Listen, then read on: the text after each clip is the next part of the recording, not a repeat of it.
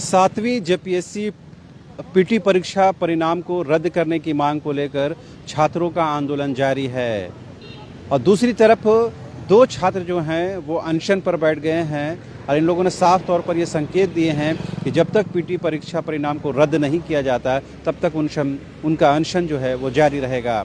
मेरे पीछे जो एक एम्बुलेंस, सरकारी एम्बुलेंस आप देख पाएंगे, ये एम्बुलेंस ने अभी यहाँ पर मेडिकल टीम यहाँ पहुँची। दो अनशनकारी, क्योंकि पहले दिन सिर्फ एक अनशनकारी थे, गुलाम हुसैन जो पीटी परीक्षा में सफल हुए हैं, उनके साथ उनके एक और मित्र ने भी अब अनशन शुरू कर दिया है इस बुनियाद पर कि जेपीएससी में सुधार करना है। लिहाजा मेडिकल टीम आई है और जांच इन लोगों का हेल्थ चेकअप किया है। उसके बगल में आप जो तस्वीर टेंट की शक्ल में आप देख पाएंगे, ये जेपीएससी अभ्यर्थियों ने अपने लिए टेंट का इंतज़ाम किया है। दरअसल कल 12 बजे रात से ज़्यादा समय तक इन छात्रों ने खुले आसमान के नीचे गुजारा है और कड़ाके की ठंड के बीच गुजारा है। लिहाजा जेपीएससी अभ्यर्थियों ने तय किया है कि उनके लिए एक टेंट की व्यवस्था हो ताकि वो जो उनका जो कार्यक्रम है, जो उनका आंदोलन है, विरोध प्रदर्शन है, वो लगातार जारी रहेगा। ठीक टेंट के बगल में आप देखेंगे कि जो एक दो अभ्यर्थी हैं, अनशनकारी हैं, वो यहाँ पर पहुँच गए हैं और उन लोगों ने साफ संकेत दिए हैं कि जब तक उनकी डिमांड्स पूरी नहीं होती है वो उनका आंदोलन जारी रहेगा। अब वो उस तरफ तस्वीर दिखाएंगे, वो गुलाम हुसैन हैं जो उनका चौथे दिन भी अनशन जारी है और उसी के बगल में एक दूसरे जो छात्र हैं वो अभी गहरी नींद में हैं, लिहाजा उनको हम जगाना मुनासिब नहीं समझ रहे हैं। वो भी यहाँ पर अनशन में शुरू कर दिए हैं, अनशन उन्होंने शुरू कर दिया है। तो ये एक के बाद एक जो है अनशनकारियों की संख्या बढ़ती जा रही है और हम लोगों ने देखा कि कल पूरे दिन किस तरह विरोध प्रदर्शन होता रहा और करीबन 12 बजे के रात के बाद से विरोध प्रदर्शन जारी रहा और जब मुख्यमंत्री से मुलाकात की कोई सूरत नहीं बनी, उसके बाद ये लोग यहाँ शिफ्ट कर गए हैं और यहाँ से इनका आंदोलन बाज़ाब्ते जारी रहेगा। दूसरी तरफ विधानसभा का शीतकालीन सत्र भी शुरू हो गया है, लिहाजा ये उम्मीद की जा रही है कि विपक्ष इन मुद्दों को ज़ोर शोर से उठाएगा और खुद बाबूलाल मरांडी, दीपक प्रकाश समेत तमाम नेताओं ने कह दिया है कि सदन के अंदर जेपीएससी का मुद्दा ज़ोर शोर से उठेगा। फिलहाल अभ्यर्थियों से, छात्रों से और आंदोलनकारी नेताओं से बात करने की कोशिश करते हैं। देवेंद्र जी, कल करीबन 12 बजे से देर तक आप लोग रहे, कड़ाके की ठंड थी, मगर मुख्यमंत्री तक आपकी बात नहीं पहुंच पाई। आप लोग मुलाकात करना चाहते थे सचिव के माध्यम से भी, लेकिन वो बात बनी नहीं। अब आगे की क्या रणनीति है? जी, हम लोग पूर्व निर्धारित कार्यक्रम के तहत कल हम लोग को मुख्यमंत्री आवास तक जाना था, लेकिन प्रशासन ने 24 जिले से आने वाले छात्रों को बाहर ही रोक दिया गया। उसके बावजूद बहुत कष्ट से छात्र आए, लेकिन हम लोग को यहीं टीओपी में रोक दिया गया, मोराबादी में ही। ये एक तरह से लोकतंत्र का हत्या है, ये दुर्भाग्यपूर्ण है। छात्रों के आवाज़ को दबाया जा रहा है, हक अधिकार का हनन हो रहा है। लेकिन हम लोग ने ठान लिया है कि जेपीएससी को हर हाल में सुधारेंगे और हम लोग अभी आज रात भर हम लोग डटे रहे यहीं पर। अभी दो साथी हमारा अनशन में है, आमरण अनशन में, गुलाम जी और एक विमल जी, और इस तरह से लोग और जुड़ते जा रहे हैं हमारे मुहिम पे। और हम लोग आगे अगर हमारी बात नहीं मानी जाएगी तो 29 दिसंबर, जिस दिन सरकार की स्थापना दिवस है, उस दिन हम लोग बड़ा कार्यक्रम का निर्णय हम लोग बहुत जल्द घोषणा करेंगे। हो सके हम लोग झारखंड बंद का भी घोषणा कर सकते हैं। इतना बड़ा घोषणा, फाइनल निर्णय नहीं हुआ है, लेकिन हम लोग का रणनीति बन रहा है। चूँकि न्यूज बाइस्कोप हमेशा इस आंदोलन को प्रमुख और मुख्य रूप से उठाया है और हर कार्यक्रम को हम लोग आपके माध्यम से घोषणा किए हैं। तो अभी निर्णय से पहले अभी हम सूचना के तौर पे हम लोग दे रहे हैं, लेकिन अभी पूर्ण निर्णय आपके माध्यम से हम लोग देंगे। राजू जायसवाल जी भी हैं। कल आप लोग रात तक इन आंदोलनकारियों के साथ थे, हालांकि जो उम्मीद थी कि मुख्यमंत्री तक बात पहुंचेगी, ज्ञापन पहुंचेगा, एक डेलीगेशन जाएगा, वो बात नहीं हुई और अल्टीमेटली फिर से छात्रों को विरोध प्रदर्शन में उतरना पड़ा। क्या लगता है आगे आंदोलन किस रूप में आगे बढ़ पाएगा? आप लोगों को किस तरह समर्थन रहेगा? देखिए, ये काफ़ी दुर्भाग्यपूर्ण है कि राज्य के युवा, राज्य के छात्र इतनी कड़ाके की ठंड में सड़कों में सो रहे हैं, तो राज्य की सरकार के लिए बहुत ही जो है दुखद विषय है। और उससे भी दुखद है कि आज से शीतकालीन सत्र जो है विधानसभा का शुरू होने वाला है, शुरू हो गया और 81 विधायक यहाँ पर आ गए। रांची राजधानी में कल ही रात में पहुँच चुके, पूरा कैबिनेट सरकार का पहुँच चुका। मुख्यमंत्री जी हो सकता है व्यस्त तो होंगे, तो मुख्यमंत्री का कोई भी प्रतिनिधि, मुख्यमंत्री के कैबिनेट का कोई भी मंत्री कम से कम छात्रों से संवाद उनको करना चाहिए। क्योंकि अगर युवाओं के भविष्य का सवाल है, युवाओं का सवाल है, तो सरकार को संवाद स्थापित करना चाहिए। और चूंकि जब संवाद स्थापित नहीं हो रहा है तो ये आंदोलन दिन ब दिन जो है बढ़ते जा रहा है।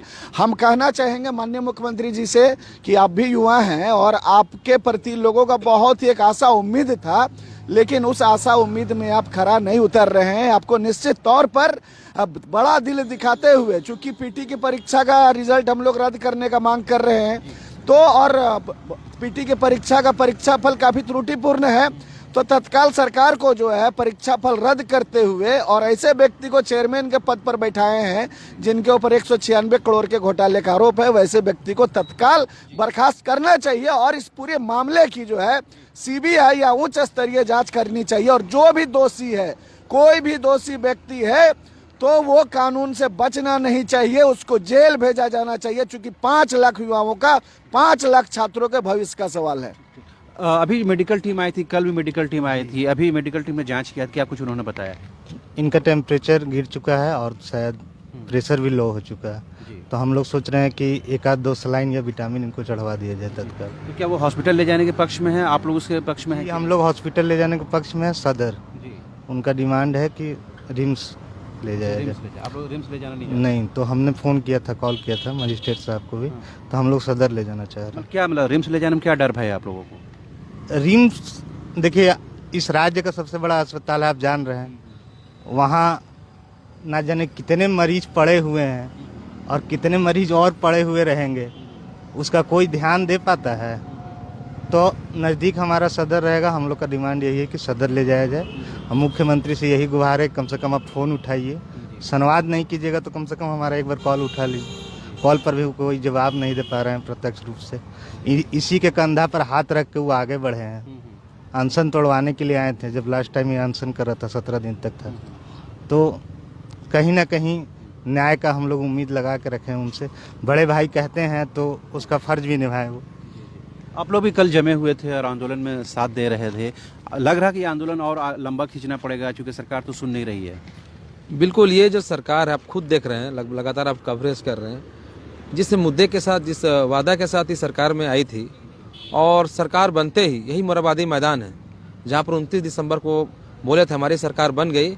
अब सरकार बनते ही प्रतिवर्ष 5 लाख रोजगार देंगे, और रोजगार नहीं देंगे तो ग्रेजुएशन किए हुए बच्चे को 5,000 रुपया बेरोजगार भत्ता देंगे और पीजी किए हुए को 7,000 भत्ता देंगे। आप देखिए, दुर्भाग्य की बात यह है कि ये सारे वादा को भूल गए, और मुख्यमंत्री आपके द्वार, सरकार आपके द्वार कार्यक्रम में मुख्यमंत्री जी बोलते हैं कि नौकरी है, सब कुछ है, मुर्गी पालन करो, सुअर पालन करो, ये क्यों नहीं कर सकता है बोलता। अब बताइए, आदिवासी, ये इनके घर के लोग विधायक बनेंगे, बसंत सोरेन इनके भाई विधायक बनेंगे, इनके भाभी विधायक बनेंगे, आने वाला पीढ़ी भी विधायक मंत्री बनेगा, इसके पिताजी भी सांसद हैं, तो सांसद रहे हैं।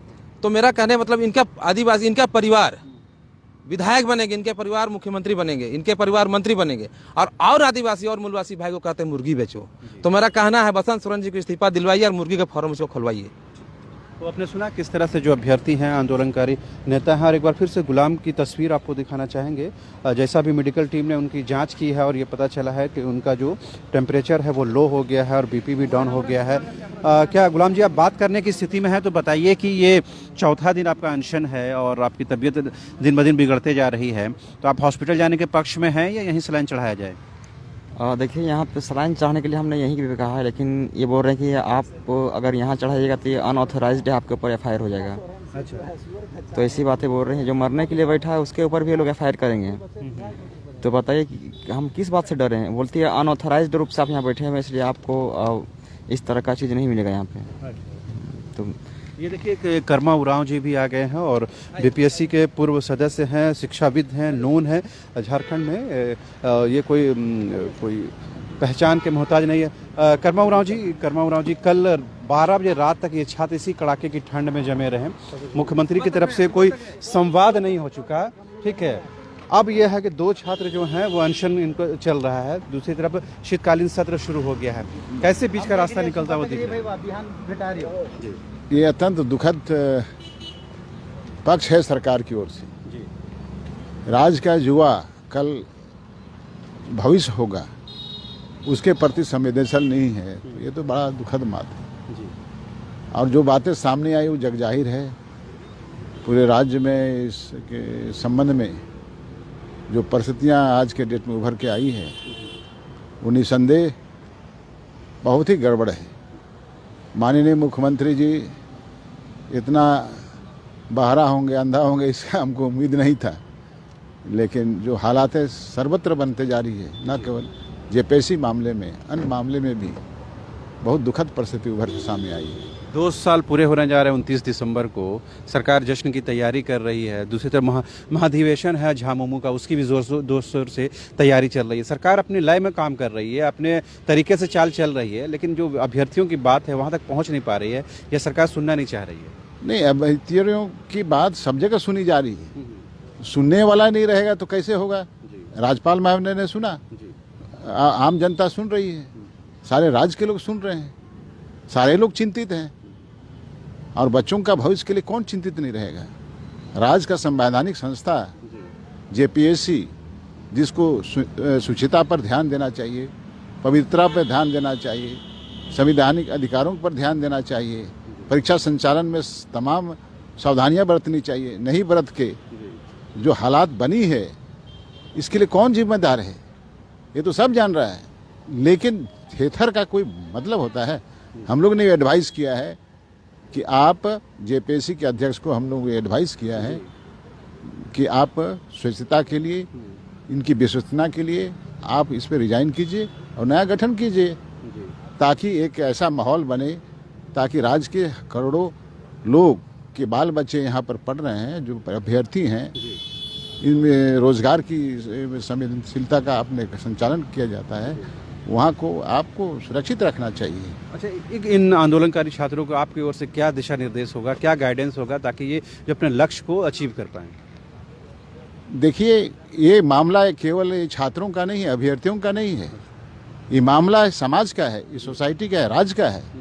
राज्य में कोई भी गड़बड़ी होता है तो हर व्यक्ति प्रभावित होते हैं, हमारे बाल बच्चे प्रभावित हो रहे हैं। इसलिए मैं कहूँगा कि इसको व्यापक आंदोलन के स्वरूप में आपको देना है। मैंने 20 तारीख को जो हमारा आंदोलन है राजभवन में, मैंने प्रमुख एजेंडा के रूप में इसको रखा है, और वहाँ पर समाज के हर तबके के लोग, हर समूह के लोग, हर माने पार्टी झाटी जितना चीज़ें हैं उससे ऊपर उठ करके लोग जमा हो रहे हैं, और जो बातें हैं उसको हम लोग रख रहे हैं। उसमें जेपीएससी के मामले भी हम लोग को सामाजिक स्वरूप, एक सोशल ऑडिट के रूप में हम लोग इसको पेश करना चाहिए। शीतकालीन सत्र हुआ और विपक्ष ने कहा है कि इस मुद्दे को जोर शोर से उठाएंगे। लग रहा है कि विपक्ष के इस मुद्दे को उठाने से कुछ हल निकलेगा या कुछ सरकार के अंदर कुछ दबाव बढ़ेगा? डेफिनेटली, चूँकि ये मामले राज्य की बात है, राज्य के जनप्रतिनिधि हैं, विधानसभा बहुत बड़ा सदन है, राज्य के हित में है ना, सबसे ऊपर है जहाँ तक राजनीतिक व्यवस्था है, जनप्रतिनिधियों की बात, उनकी बात तो सुनी जानी चाहिए। आज जब बातें होंगी तो रास्ता निकलेगा और सरकार को भी दिशा निर्देश मिलेगा। सरकार को जो कछा हुआ है, अपना मुख मोड़ दिया है, उसको रास्ता दिखेगा। ये तो जनता का जो प्रजातंत्र है, यहाँ तो जनता की बातें रखी जानी चाहिए, और नहीं रखी जाएंगी तो उसका निरंकुश सरकार के लिए हम लोग को और भी उसके उपचार हैं, नियमन है, हम लोग देखेंगे उसका। कर्मा जी, आप चूँकि झारखंड में ही रचे बसे हैं, यहाँ के मिट्टी के आप एक आइकन के तौर पर जाने जाते हैं। आप चूँकि मुख्यमंत्री भी कहते हैं हम जल जंगल ज़मीन की लड़ाई लड़ रहे हैं, मुख्यमंत्री को अपनी तरफ से आप क्या सलाह देंगे ताकि इस तरह के जो मामले हैं उसका निष्पादन हो? मुख्यमंत्री जुआ हैं, उनको संवेदनशील होना चाहिए, और मात्र घोषणा करने से, नियुक्ति वर्ष कहने से नहीं होता है। आपने 50,000 बाहरी लोगों का जो नियुक्ति किया है संविदा पर, अनुबंध पर, और रेगुलाइज करने के आप कयावत प्रयास कर रहे हैं, ये सारी चीज़ों पर भी निगाहें देनी चाहिए, क्योंकि ये राज्य के युवाओं का हक है कि बाहर के लोगों को, चचा भतीजा, अपना रिश्तेदारों को आपने मास्टर रोल में बहाल कर दिया, अनुबंध में बहाल कीजिए, आप रेगुलाइज करेंगे तो एट द सेम टाइम जो आरक्षित वर्ग हैं उनके संवैधानिक अधिकार, आरक्षण है और तमाम चीज़ें हैं, रोस्टर है, ये तमाम का आपने वायलेशन किया है, विधि सम्मत काम नहीं किया है। तो ये सारी चीज़ राज्य सरकार में आज तक हुआ है, इसका भी सोशल ऑडिट होना चाहिए। और माननीय मुख्यमंत्री जी, आपको राज्य के हित में देखना चाहिए, राज्य के लोगों के भावनाओं को साथ रखने चाहिए, ब्यूरोक्रेसी के साथ की निगाहें पर, उसके अंगुली पर आपको नाचना नहीं चाहिए।